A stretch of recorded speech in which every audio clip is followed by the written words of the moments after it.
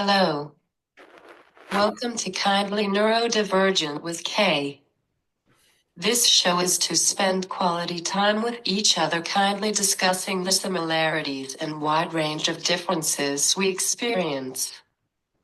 The experiences we discuss on this show are for educational purposes only. Please do not substitute for professional medical advice, diagnosis, or treatment. Before we begin, I respectfully request that if you witness any pauses during this show, please continue watching. I'm composing a spontaneous comment or question, someone processing their thoughts, in addition to repeating something that was unintelligible or misunderstood. It is natural discourse, and we can choose not to say anything while this is occurring. Today I have Scott Roderick with me. He is here to discuss how he navigated the system as a child and now a behavior analyst. Scott Roderick is a board-certified behavior analyst with over 30 years of experience working in education and with individuals with developmental disabilities. Scott is the CEO of Quantum Behavioral Consulting. He's passionate about providing individualized support and advocating for neurodivergent individuals. Welcome, Scott. Hi, I'm so glad I was invited to be on. It's such a pleasure. Yeah. And we've known each other for a while. Please introduce yourself. So I'm Scott Roderick. I'm CEO and owner and founder of Quantum Behavioral Consulting. I'm also one of the founding members of Summit Adaptive Sports. And as it was already summed up fairly well, I've been in this field for about 30 years. Maybe I don't look like it, but I have. I'm very passionate about it. I'm very passionate about working with people with various disabilities, especially with who are neurodivergent. Neurodivergent myself, which we'll talk about as this goes through. And we talk about what special ed was like for me in the 70s and 80s and early 90s. But yeah, that's me in a nutshell. You were diagnosed with dyslexia, dysgraphia, and ADHD as a child. Can you paint a picture for us of what school was like for you during the 70s and 80s? Yeah, I mean, so those were a host of diagnoses that I've gained over the years.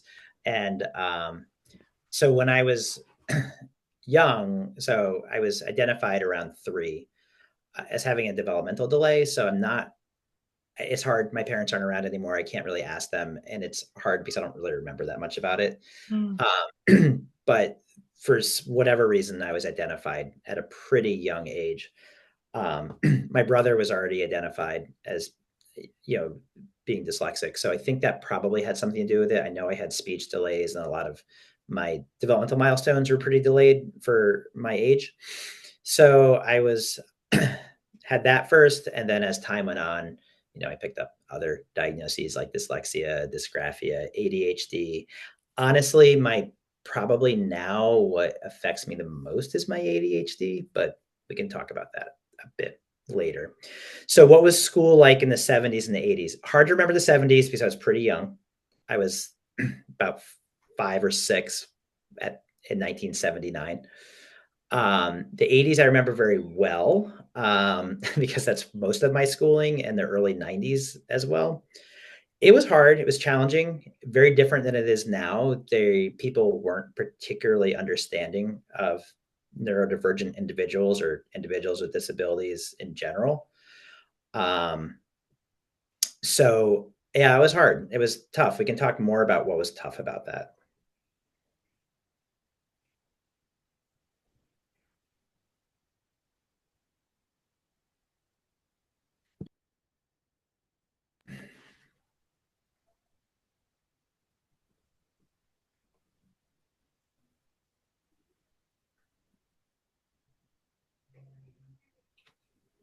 What is the difference between your 3 labels? Oh boy. So they're all kind of live in the same world, sort of. I mean, it's very common to have those labels with someone with dyslexia. Is often ADHD and dyslexia often go hand in hand, and same with dysgraphia. So dyslexia affects a person's ability with reading, uh, writing, uh, even around speech production to a degree. Um, a lot of people with dyslexia have a lot of word finding issues, although that's become less and less as I've gotten older. um, but definitely, I was a very late reader. I didn't really read until I was about 12. Um, my spelling still to this day is really not great. It's pretty bad. Uh, also, I don't love to read, although I went to Columbia University, and I'm obviously very intelligent, but I'm reading has never been my native spot. I'm an ear reader, not a. All right, you too. That's good. I love it. So that dyslexia is very basic response of what dyslexia is. Dysgraphia is around motor planning, around handwriting and such. My handwriting is okay now, but as a kid, it was completely illegible and, a lot of reversals. It was not bad formation of letters. I never learned how to write cursive because I could never do it. I'm only printer. There you go. You too. And then ADHD, well, ADHD is, ADHD is ADHD. No, that is definitely probably my primary, I would say, uh, neurodivergence at this point in my life. There's so many things I've had in my life, and the more I learn about ADHD, I was kind of late to learning about it.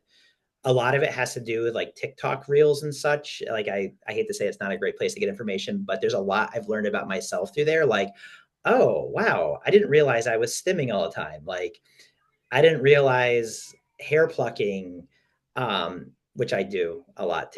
It had to do with ADHD. I didn't realize skin picking had to do with that. I didn't realize me constantly having to move and having this like, fleeting attention going everywhere had a lot to do with my ADHD. So, but those are my diagnoses. Are you Sure. okay with these labels? Yeah, 100%. They're part of me. It's who I am. I'm very open about it. I'm very open about that with the families I work with. I'm very open with the teachers I work with. I was open with you when we first met. We talked about disability rights issues and such back in Plymouth, at your high school. Uh, I'm very open. In fact, when I have a boy at the center who has a very similar profile to me. He comes to us for half days, and I'm very open with him, and he's very thankful for that. He loves, yeah. He looks at me as like, oh, I can be like you. I'm like, absolutely, you can be like me. Yeah. I don't know if he wants to How be. did your teachers and classmates react to these challenges? In the 80s, horrible. It was brutal.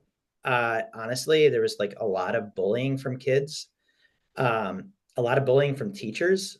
Honestly, not all the kids. I mean, I had friends, obviously, but I was definitely bullied within the classroom a lot for teachers. People didn't understand why I had such a hard time doing stuff that was, I guess, easier for everybody else, and there was a lack of understanding around neurodiversity and those disabilities and such.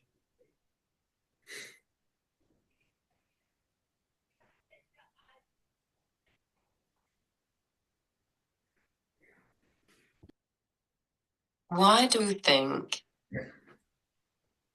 Why do I think it was like that? Okay, so that's a good question.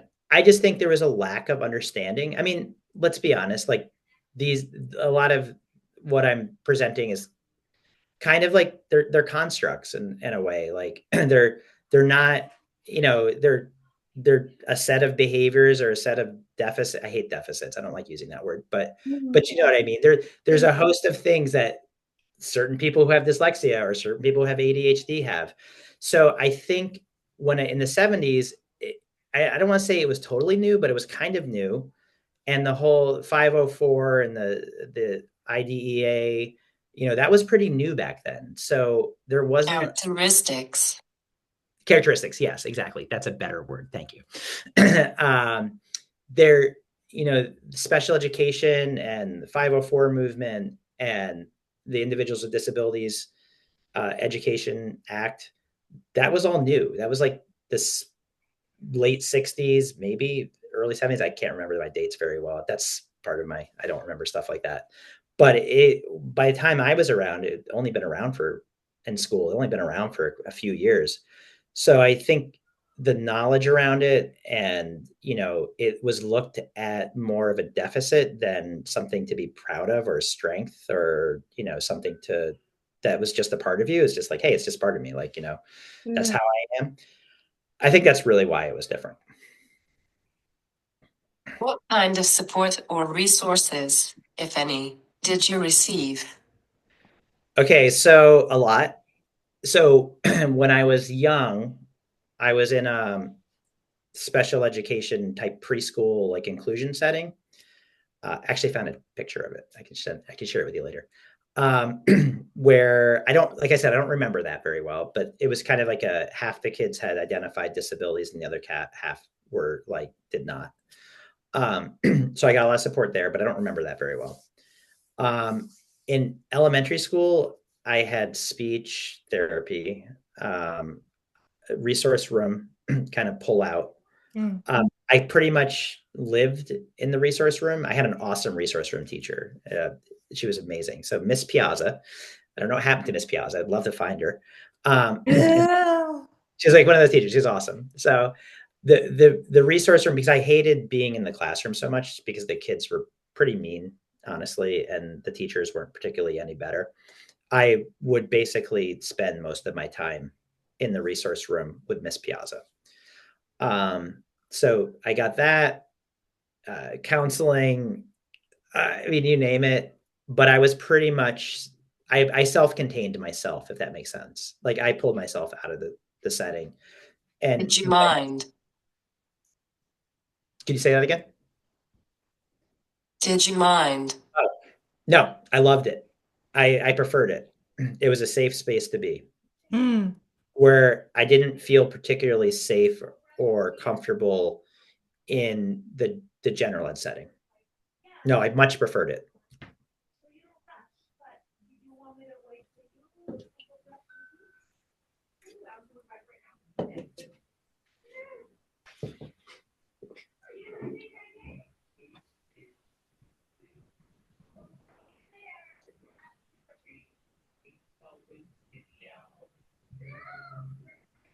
When did you start receiving help?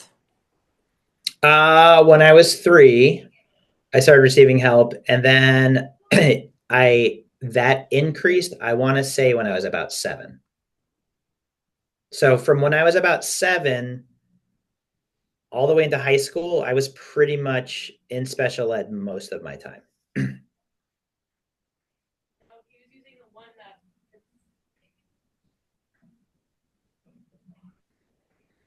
Did being placed in special education classes or receiving different types of support affect your sense of identity and self-worth as a child? That's hard to say. I don't think, well, my identity, yes, because it became a part of who I was or am. My self-worth, no, like I said, I preferred it. I wasn't embarrassed by it. I was actually kind of loud and proud when it came. I know you were too. uh, it didn't bother me very much. I would say where it did bother me was when I was around uh, like 11, 12, 13, because the kids were pretty mean at that point. Um, so, but I preferred it because it was a safe spot to be in. It didn't bother me that much. And when I went to high school, it didn't bother me. It was just everybody knew me. Like I grew up in the town. Exactly. I was the kid who went to resource room and skateboarded and acted crazy all the time because I was fun. I was like a fun, crazy kind of kid, you know? Yeah. So no, everyone knew me. By the time I was in high school, it didn't bother me at all. I was like, hey, you know what? And then in fact, I wanted to go into the field of working in the disability field by the time I was in high school, because I felt like I had a connection and I knew a lot of a lot of my peers had disabilities. So I was super comfortable. I'm still super comfortable. I'm more comfortable working in that population than, Yeah. yeah, I know you are too. You mentioned that working with an Orton Gillingham educational therapist in the mid-80s was a transformative experience. Yes. Yeah. Before that, did you feel that education was a barrier or a source of frustration for you? So before, yes, that was very transformative. Before, yes, like I wanted to drop out of school when I was like 11. I hated it. I wanted nothing to do with it. Um, I felt like I was making no progress. My mom ended up getting an attorney, um, and somehow got this school to get this basically this Orton Gillingham tutor, which was very unusual back in the 80s. And so she got me this tutor and this specialized instruction, which was absolutely transformative. I went from not reading to reading. I was like 11 or 12. I can't remember exactly the right age. Um, to like basically being like maybe 6 grades behind to like suddenly like being pretty close to on grade level within like less than a year. And that's how I actually ended up in this field, basically, which we can talk about a bit later. But it's that scientific instruction that even as a kid, I figured it out. I was like, oh wow, I didn't have to struggle all those years. It could have been a lot more easy, a lot easier. What is it exactly? So, oh my gosh, I'm not an LD specialist, but Orton Gillingham is specialized instruction. It's usually multisensory. It's a phonics based approach to teaching people with print disabilities, reading disabilities, like such as dyslexia, on basically to teach reading skills. Um, it's got a lot of repetition built in. Um, it's got a lot of sensory pieces to the instruction. Like I used to have to write on what, I don't know if it's scientific or not, but on a rough board, right? If I couldn't spell a word, he'd have me with my finger write out the word on the rough board, so it would become kind of imprinted. Um, but it's very sequential, so it's taught to mastery, and then as time goes on, um, uh, you basically it moves you forward based on your basically on your mastery of skills. Is it a reading coach now or different? You know, I think it depends. It depends on where you're at. In Connecticut that is not Orton Gillingham. I mean, maybe you could have a reading coach that is Orton Gillingham trained, but that doesn't necessarily, in at least in Connecticut, mean you're getting an Orton Gillingham person. Reading coach is kind of a loose term. You know what I mean? There's not like I guess, like, I don't know. I can't think of the word.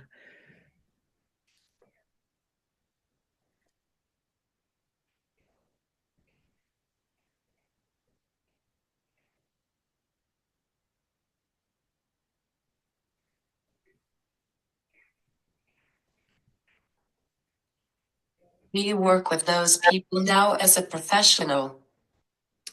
So Orton Gillingham people, not sometimes, not typically. The world I live in is a little bit different world of special ed. Not to say that the people I work with don't need Orton Gillingham, but not not typically. I do have a couple of kids that I have worked with Orton Gillingham specialists. They're hard to find too. They're kind of unusual. Yeah. Yeah, they're like not there's not a lot of them running around, unfortunately. More. Why? I don't know. I think I do kind of know why. There's like I don't want to get into this whole like reading war thing, but there's a lot of different approaches to teaching reading. There's like Yeah.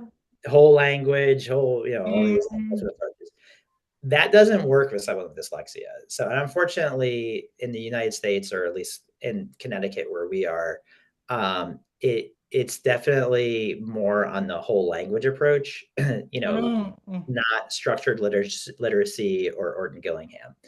So I just think there's not a lot of knowledge around.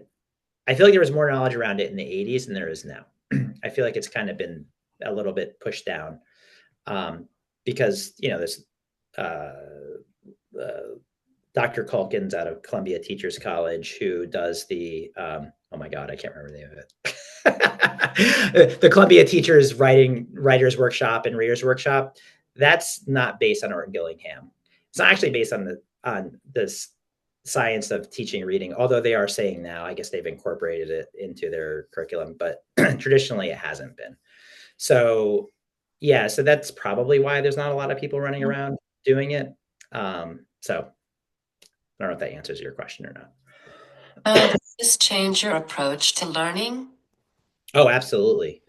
So it absolutely did. So doing this because I was smart, I was like, we're all smart, right? But when this was happening, I was at a point in my life where I could see the difference in instruction. Does that make sense? Like I saw what I was getting before versus what I was getting, this very scientific based kind of like sequential approach that was tailored to me, not tailored to like the classroom. And that absolutely shaped what I wanted to do with my life. And it shaped how I viewed learning and education. Like I knew at that point I wanted to do something like this. I didn't end up in the reading world because it's not really a world I'm comfortable with, but I knew I wanted to end up in a field where I was using scientific based instruction to help people maximize their abilities.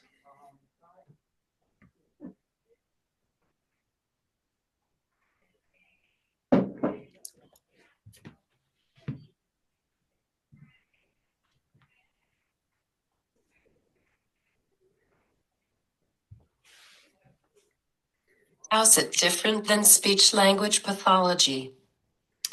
That's a good question. I can't answer that. I mean, it's going to be different because you're using like written text, but there's a lot of overlap there because it's all linguistics. I mean, it really is. Well, I mean, it's not all linguistics, but there's a lot of linguistics in there. I wish I could answer that. I can't answer that one. I'm sorry. But it is similar. Because a lot of people with dyslexia have a lot of speech and language issues as well. Yeah. So What were the key differences you noticed after receiving this support? I could read. Whoa. No, I could read. I went from thinking I was really stupid and not smart and like thinking I was like broken or a failure or, thinking that everything, was going wrong to going, oh my gosh, wait, I'm smart. I can do this. I I can read and I love reading. I love collecting information about stuff I'm interested in. Also, yeah, no, that's basically the big thing. And also gave me a lot of confidence.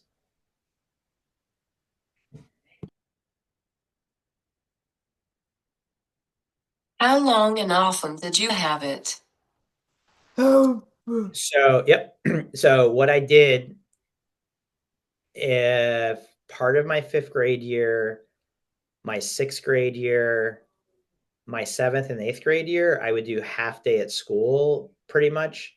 And then I would every day. And then I would go and see my Orton Gillingham instructor for, I don't remember if it's exactly 3 hours, but I'm saying it was about 3 hours every day, 5 days a week. It was a lot. It was intense, but I became very close to him. I'm still friends with him now and he's like in his 70s.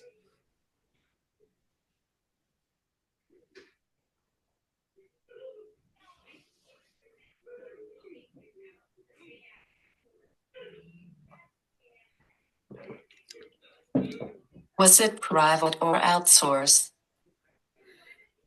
Wait, can you repeat that? I'm sorry. Sorry. Was it private or outsourced? It was private, but it was funded through the school because of the settlement my parents did.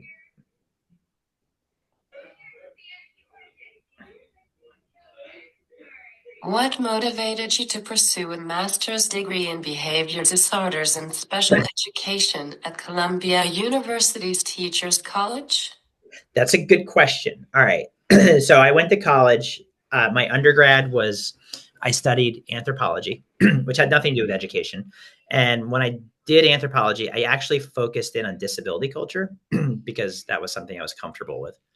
Um, so when I was done, I actually ended up teaching in New York City with Teach for America. And when I did it, I was kind of disappointed. I thought there'd be more science to teaching and education. And when I got in there, I was like, not so much. All right. So I had a lot of, excuse me, I would come across a lot of learning issues with my teacher, not teachers, my students. And I'd then ask the other teachers, like, hey, how do you handle this? And they would be like, I don't know. And then I would get that response. So I felt like there had to be some kind of like science or like best practices for this. So when I think my third year of teaching or my fourth year, I was like basically had to take an emergency certification special education class. And it happened to be taught by a behavior analyst at Columbia University, Dr. Bahadorian, never forget him. And he actually talked about this program. And my wife, Melissa, said, hey, you know what, Scott, this sounds like what you're interested in because it talks about, science and teaching technology and, ways to increase skills and such. So that's how I got into it. Now my grades weren't particularly good, so I had to like smooth talk the director of my program to accept me because, I mean, they weren't the best grades, let's be honest. Like they were okay. But I told him, I was like, can you please take a chance on me? If it doesn't work, I'll leave. I'll leave after a semester if I'm terrible and don't know what I'm doing or whatever. And he's like, I don't know. And he kind of lets out the end of the conversation. But then what happened is my class and the professor of the class I was taking basically said, you're in, go do your application. I made sure I told him how awesome you were. And I totally believe in you and that you should do this program. So that's how I ended up doing it. Now, behavior analysis was a pretty new field. It wasn't really well known. This is back in the late 90s, early 2000s. I mean, it was somewhat known, but not quite like how it is now. But, and I wasn't so much interested in decreasing behaviors or anything like that. I wanted to increase skills that were going to increase people's independence, if that makes sense, and make their lives better. That was all I was interested in doing. And Did your disabilities affect what college you went to? Oh, absolutely. So undergrad, I actually went to 3 colleges. I went to a college. My first college was Bradford College, which is no longer there, but they had an amazing disability program.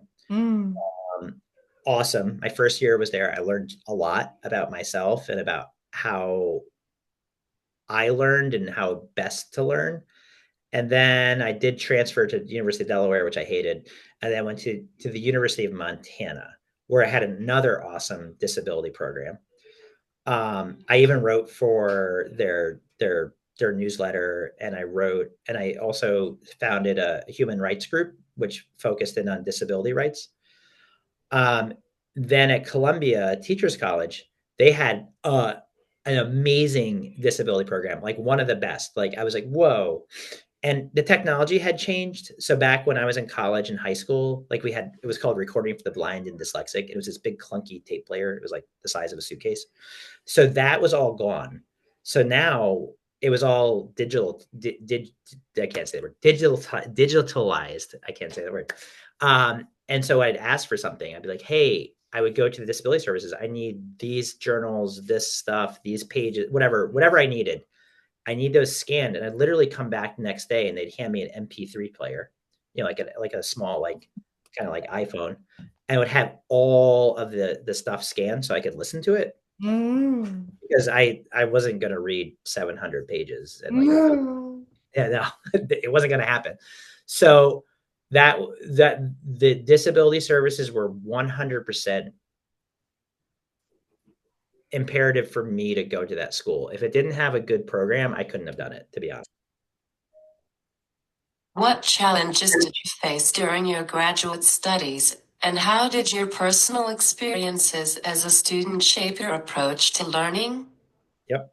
So challenges, I had to be a very strong advocate for myself. I had to tell, in fact, right the first or second day of class, I would approach the professor, tell him this is my disabilities. This is what I need. These are my accommodations that I need for me to be. Yeah. Yeah, it's good. It's like it's what you're supposed to do. I would get pushback, believe it or not, and people would not. Why? I don't know, because they're jerks. No, I'm kidding. No, I think why, because they didn't really understand.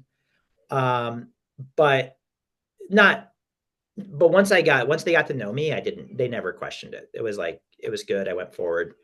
Um, so I had a lot of executive functioning challenges for getting through. Like I had to really work on my time management. I had to come up with strategies so I could manage my studies and my time and my life and eating, going to work, all those things. That took a lot.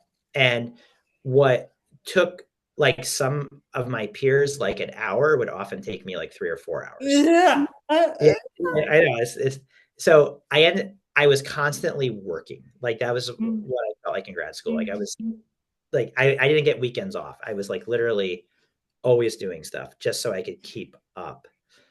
Um, so those were my main challenges. Like, but once if I had my accommodations and if I had access to print so I could ear read it, it was fine. I mean, not fine. It was still hard, but I was able to do um I was able to do really well. And I always found like a safe person to like kind of like be like, "Hey, I'm dyslexic, ADHD, blah blah blah.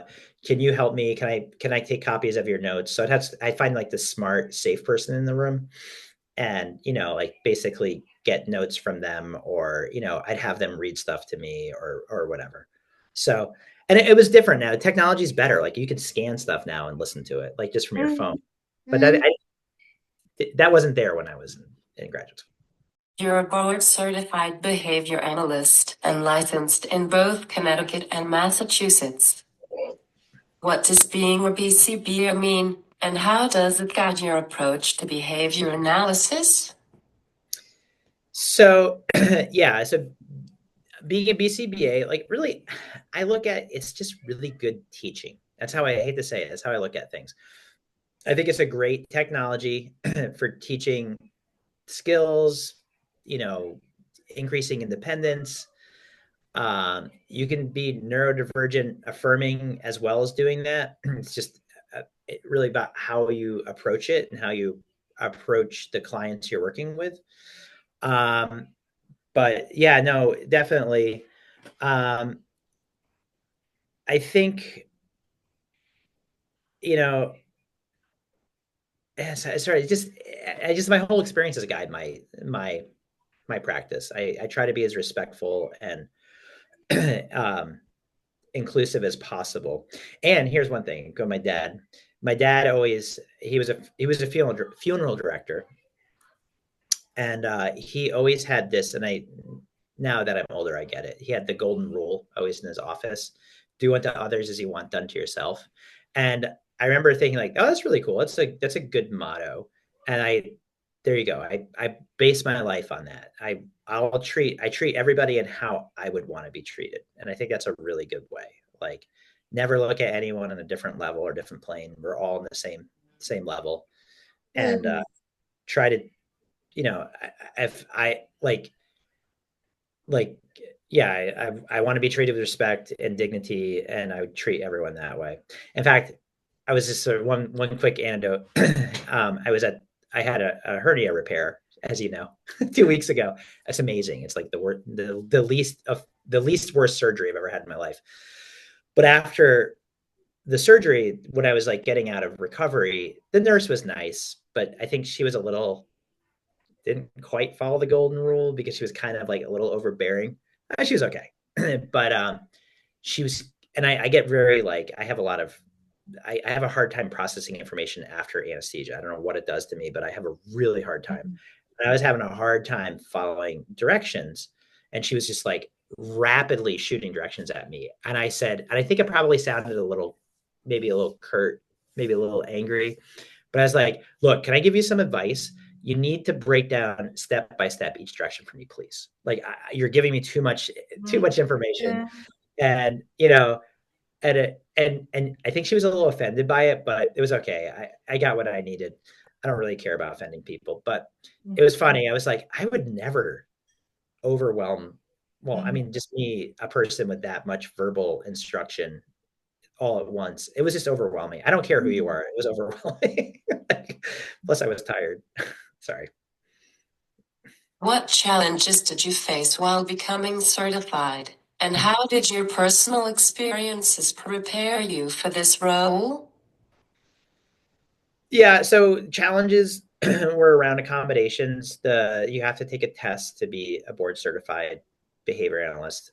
So, I mean, I got accommodations for the test back in 2000, I think 2002. I think I can't remember exactly, maybe 2003. That was a challenge. I actually passed the first time I took it, which was pretty. I know, right? Heck yeah. And I finished, like, I was one of the first people to finish, and I got nervous because that's always a bad sign. So that was a challenging. And like I said, like going back to what I said before, I incorporated a lot of my own personal experiences of having gone through special education and being in those situations. And I applied that to my practice. I thought everyone did. I guess not everyone does, uh, but no, we all know that now. But you know, I did. I said, you know what? When I was a kid, there were certain people I really liked, like, and there were certain people I really didn't like, and it was beyond personality. It was more how they interacted with you and how they viewed you. How about that? You know, it's very evident when you're in that situation. You can really see what that person really thinks and feels about you without them saying it, but you get it. You can feel it in a second. Does that person care? Yes, and you can feel it, and they might push you, not physically push you, but push you to get you to grow and to be more independent and competent, but it's still respectful. And then you have the other group of people who are just there for a paycheck, maybe. I don't know. Aren't particularly respectful or affirming or make you feel safe. And that's a really big thing. When you're neurodivergent and you're like basically, especially with a hidden disability, you have to make sure that person that I have to make sure that person I'm sharing that with is a safe person. Not so much in my 50s, but especially when I was younger. Sure. I mean, I feel like I've made a name enough for myself where I can, I can be pretty out and loud, but I am still cautious on who I share it with. Does that make sense? Yeah. Yeah. What led you to found quantum behavioral consulting, and how did you come up with the idea for the practice? So I worked for another practice in Connecticut, which I liked, but I saw things I really liked about it, and I saw things I didn't like about it. um, so I basically I went into this with bigger ideas. Let's put it that way. I didn't go in this to necessarily. I was thinking big. How about that? I wanted to affect as many people, kids, families as I possibly could affect.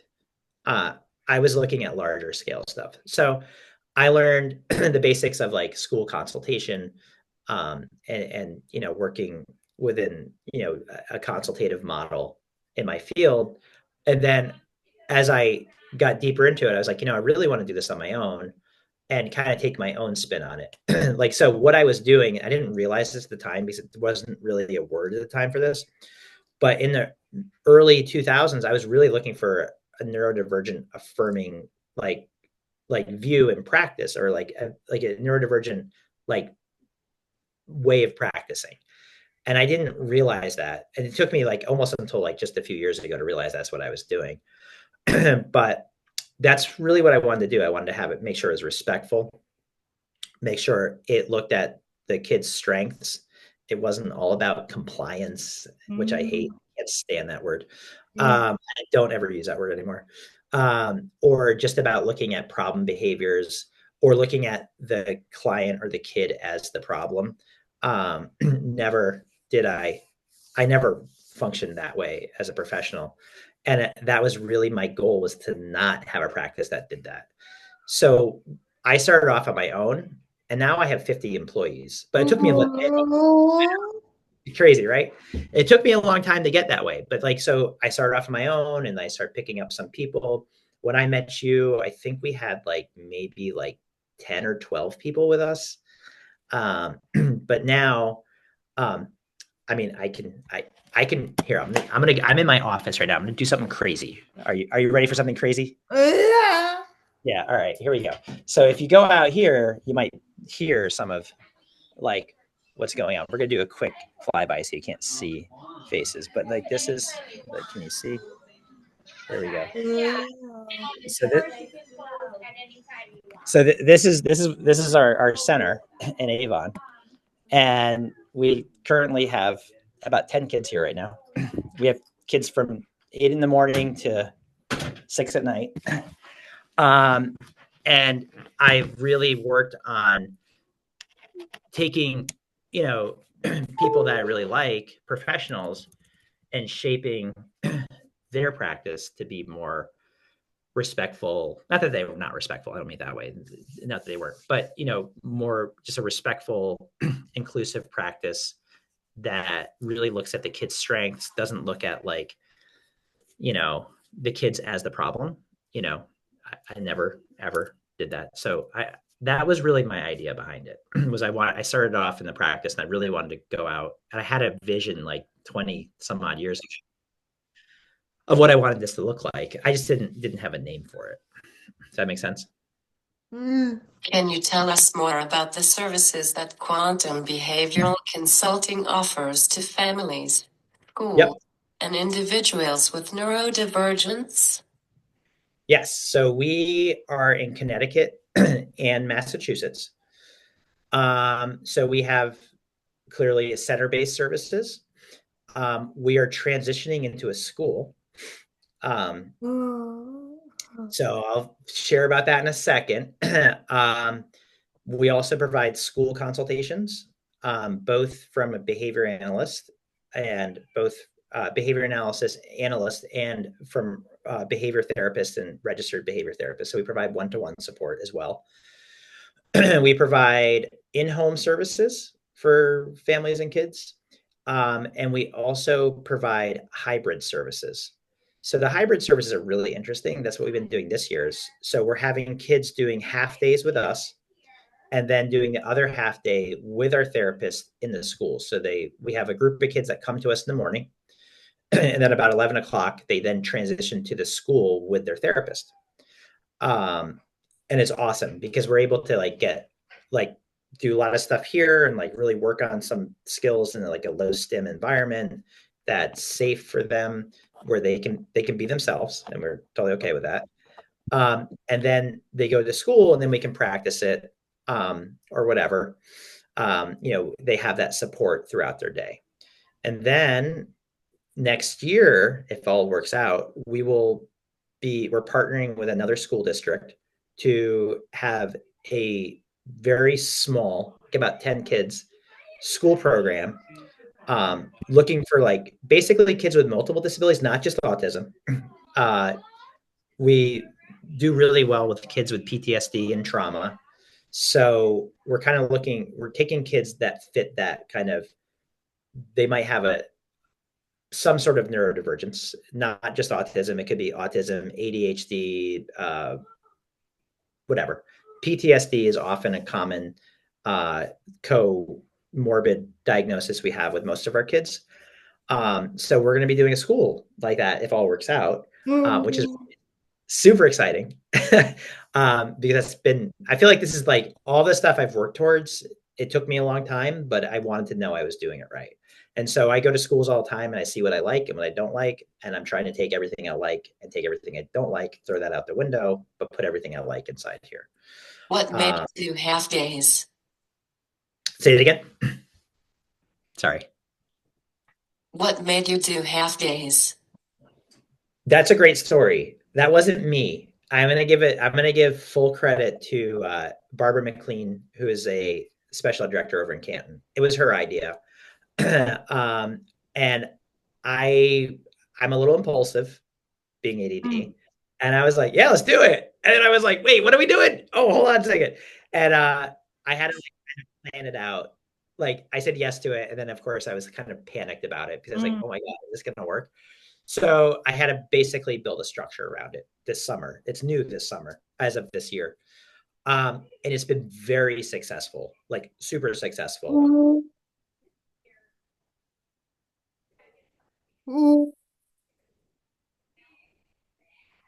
Sorry. Why? Well, a couple of reasons. First off, we're here when they come to the center. It is very quiet. Quiet right now, but in the morning it's pretty quiet. Each kid has their own room. And these are all kind of kids that have a lot of like other things going on. They need to be in a very pretty low stimulatory environment. They get overstimulated really easily. So what they do here is we work on like certain skills, like maybe social skills, some academic skills, um, uh, executive functioning skills. We work on all those skills here. And then so we kind of build up this momentum. We have a nice safe spot here. We kind of work on the skills in this safe spot where it's not a lot of people around. And then they transition with the same person who was working on them in the center, then goes to school with them and they get to actually apply those skills with the same safe person that they have a relationship with. And we also do goal setting here. So every time the kids leave, before they leave, we set up a goal. Like, so what's your goal for today? How are you going to meet it? And what do you need me to do, depending on the kid? How do you need me to help you to do that? So I think that's why it's so successful. And the other reason it's successful is that I very carefully select and pair the therapist with the kid.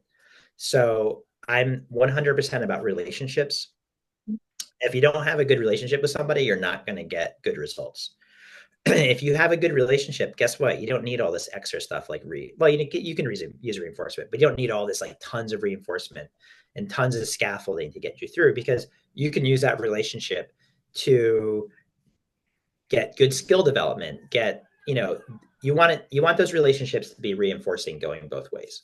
So that's probably why it's so successful because I do hand select who goes with who. And I really carefully do that and put a lot of thought into it. And then when it doesn't work, I switch them. So I'll be like, all right, I thought that was a good match. Not that it's punishing for the other person, but I'm like, let's put you over here. And I think that's what makes it work. What So, ages will the school will be? so that's a good question. So right now we do have some school kids here. They tend to be they're transition kids. So we have an 18-year-old and a 21-year-old that's full time with us. We are getting in 2 weeks a girl who's 11 who will be here all day with us. We're getting a boy who's 17 who will be all day with us in 2 weeks too. But primarily our grades are from sixth grade to transition. That's primarily where most of our kids are. We do have one second grader here.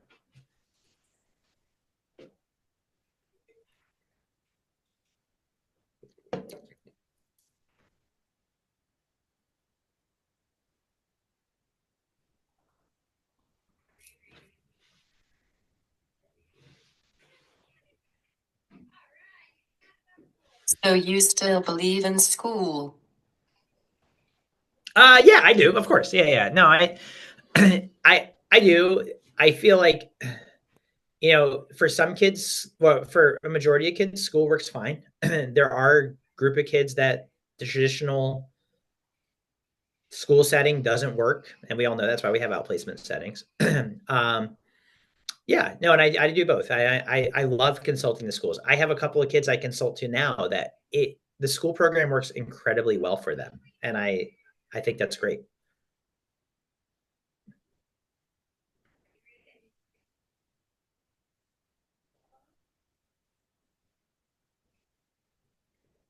What would you tell people who question school? I would wonder. Well, I would agree with probably what they're questioning. I don't know. I figure out what they're questioning, and more than likely, I probably would agree with them. Um, but here's the thing: school in and of itself is not bad. Just like behavior analysis in and of itself is not bad. It's a structure. It's a it's a way of doing things. I think where schools become problematic is when it becomes a one size fits all approach. Schools should really Yeah. take exactly, you're right. Schools should actually take a little bit of they should become more and some schools are good at it, by the way. There are good schools out there, good districts. It should be more neurodivergent affirming, more inclusive of people with disabilities, more inclusive of different ways of doing things. Um, so I would first, if someone said that to me, I'd ask, what don't you like about it? And I'd be like, yeah, that's pretty crummy, probably. I mean, I can almost guarantee because I know what people say. But then I talk about like, well, what would, if in your world, what would make school better? Like, how would you do it? What were the things that you would need or your kid needs to be successful? Um, and I don't think school in itself is bad. I don't think that. I do think there's aspects to it that are bad, and there's school districts, or I shouldn't say districts, but schools that don't work for certain kids. Does that make sense? Oh, so I explain about how my place versus my like a therapeutic setting. Yeah, is that what you mean?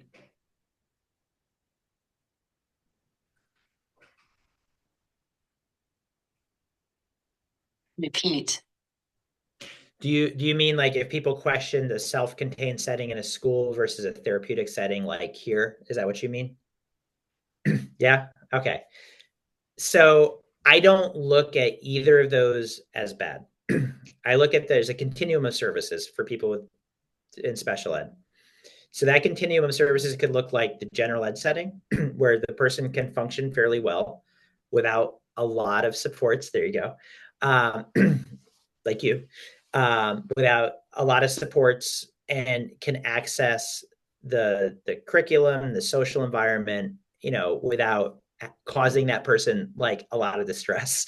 So, and then as you go down, there's different levels of that continuum of service. So another one would be going into a resource room. That would be a little more restrictive than just being in like a general ed setting. Then you're going down to like maybe being in like what they call like an extended resource room where you're there like a longer period of time. And then you walk into like the self-contained rooms where it's basically you with just a bunch of other kids with IEPs and various disabilities, and you're not intermingling too much within the general ed setting. And then you go into another type of like you get even more restrictive when you come to like a setting like this where it's more therapeutic and not within a school. So I don't think any of those are bad. This is how I look at it. I look at that person's going to do really well where they belong and if it's set up right. So I was self-contained. I didn't mind. I liked it. I preferred it. Not my whole life, but when I was like in elementary school, primarily I was pretty much self-contained. And to me, it was where I belonged. It's where I was successful. Is where I like was most comfortable. I have kids that are self-contained that don't like it and they want to get out. And then I have kids that love being self-contained, not love it, but they're very comfortable there. They do really well.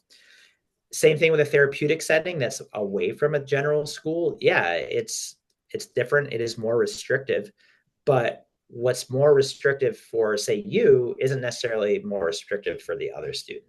Whereas there's the students we have here have a really hard time functioning in the general ed school setting, even with a lot of support.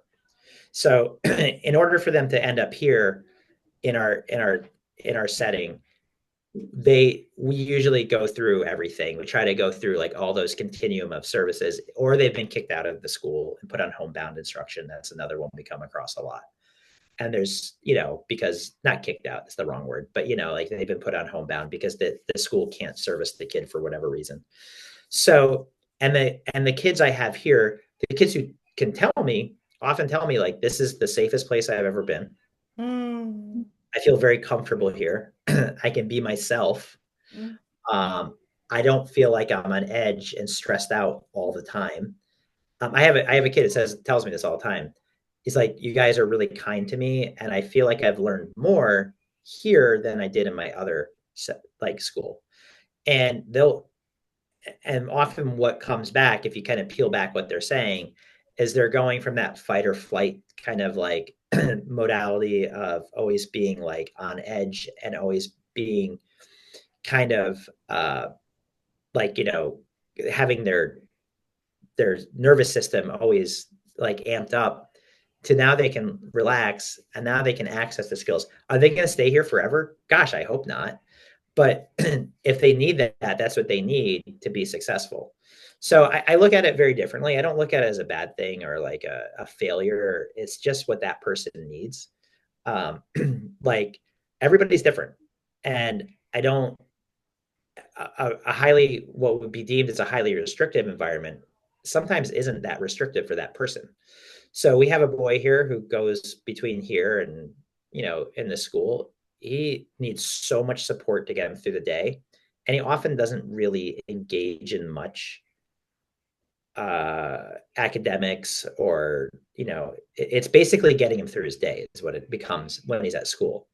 And to me, that's not fair to him, because I don't want to push someone to just go through the day just so to say like, hey, you made it through the day. This is great. No, because everyone's exhausted. The kid ends up feeling bad about himself because, he's getting in trouble. He's having issues with his peers, or whatever, and whereas when they're in the right setting, you're not just getting them through the day, or you shouldn't be.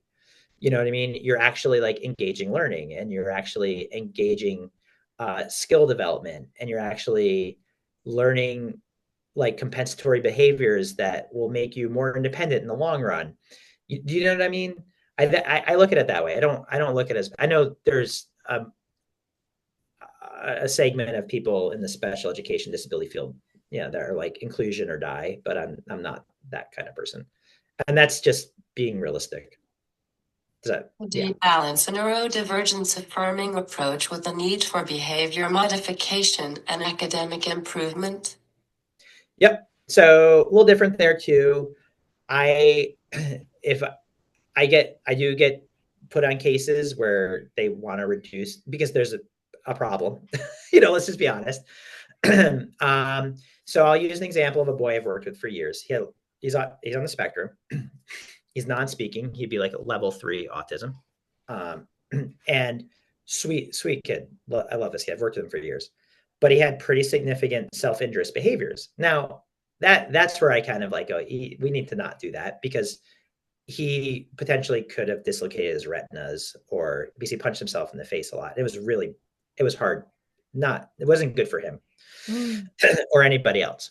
So I basically went in and I assessed what the behavior, why it was occurring, and what it was occurring around. And then basically from that assessment, identified, all right, these are the core skills that he needs to navigate these situations without feeling like he has to punch himself or hit himself. So what we ended up doing is basically teaching those skills that needed to be taught, so he could have skills that were very appropriate to replace those behaviors, the self-interest behaviors with. So we taught those. It took us a long time. I mean, this isn't like quick. It took us like a year. We put safety protocols in place for when he did have an episode of self-interest behaviors. But here's the differences. The school wanted me to hold him and basically use restraints. And I said, no, I'm not doing that, because A, that's going to make him worse. 2, it stresses him out. 3, it's going to traumatize him. He's already traumatized because it's happened enough. and we're going to do this instead. So we put a hands-off procedure for when he did engage in the SIBs. And we were able to basically reduce them down to zero. I mean, we're talking like numbers of like 3 to 4 to 500 a day sometimes. Oh. Yeah, it was crazy. It was a lot. And I never, ever put my hands on him except to give him a hug or a high five. I never held him, never restrained him, never had to. I mean, there's moments where it got a little scary. I'll be honest. Like they had these episodes, and we're like, okay, this is a lot. But now, 6 years later, maybe not then, 5 years later, they don't happen at all anymore. And he and I have an amazing relationship still to this day. So like, and we go skiing together. So like, you know, he and we're connected now. We're like, we're soul brothers, I think, at this point. But I took a very like a very positive approach to it. I didn't look at him as the problem. I looked at what was causing him to feel that way and trying to give him compensatory skills so he didn't need to feel the need to do that to himself. Does that make sense? Yeah. Yeah. So like work with families and schools to create individualized, actionable plans for the children you support? So I do it as a collaborative approach. If I can involve the child or the client, I do. It's not always possible because not their communication skills aren't always at the point where I can. I mean, I can for the most part. I always try to involve them. Sometimes it's not always possible, but I always try to involve them. I involve the families and the teachers that are the support staff with that child.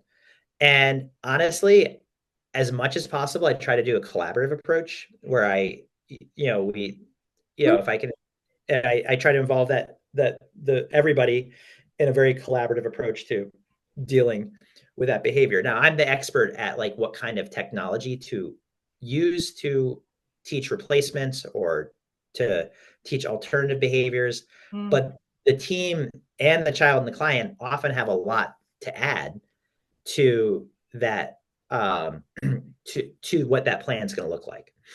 So a lot of people don't do that. I do it. I've always have. And I always try to involve the families, but the families often have like a ton of information, like way more than anyone else has. And you're like, oh, I didn't know that. And they're like, yeah, if you do that, then this is going to happen. If you do this, this is probably happen. So then I really, really, really try to get the kid involved if possible. Sometimes they don't want to be, but I have a kid here at the center I've been working with, and I do all collaborative stuff with him. Like I'm like, all right, when I notice you do this, and I'm curious why you do that. And I talk him through it. Yeah. Yeah. And then I go, is that something you want to change? Is something you want to leave? What do you want to do? And he's like, oh, I'd love to change that. Okay. Let's talk about how to do that. And I try to talk him through, and we actually create plans together, which is really neat. And it works great. And it works really, really, really well. Like today, he was with me today and he's like, hey, I want to go buy something that I'm going to work for. I'm like, okay, but I'm a sucker. So we went to the store and bought something that he was going to work for. And guess what? He had the best day ever. Because he was motivated to change. If you're not motivated to change, you're not going to change. People don't do that. You have to have Scott for doing this with me. You're welcome. It was great to have you on. Please share this talk show with your family, friends, clients, and colleagues. Everyone watching, don't forget to like, follow, subscribe, and share on Facebook, Instagram, and YouTube.